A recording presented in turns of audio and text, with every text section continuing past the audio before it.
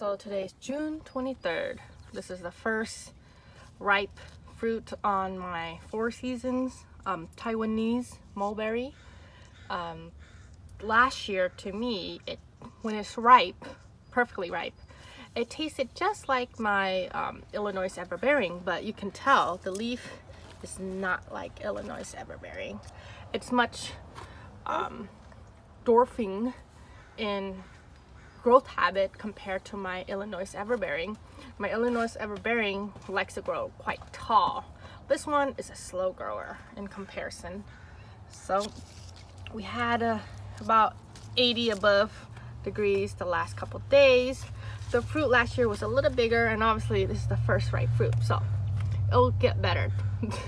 wait baby, let me try it. Yep, it tastes just like it, like, I don't know, almost exactly the same. The only difference, like I said, the growth habit, the leaf structure, and it's called Four Seasons. So I figure this variety in a more like in Taiwan where it was found, had Four Seasons, means they don't have a winter, so the tree is not dormant, so it's called Four Seasons. So maybe there's fruit throughout the Four Seasons, but it's not like that here. It's only one season here. So you can tell this tree is a completely different, no, it's not right, baby. Completely different than my Illinois Everbearing. And I use these reusable bamboo sticks from my trees. I don't throw them away, and I use them, and I try to help support the tree. It's a little leggy, so hopefully I'll prune it to be less leggy next year.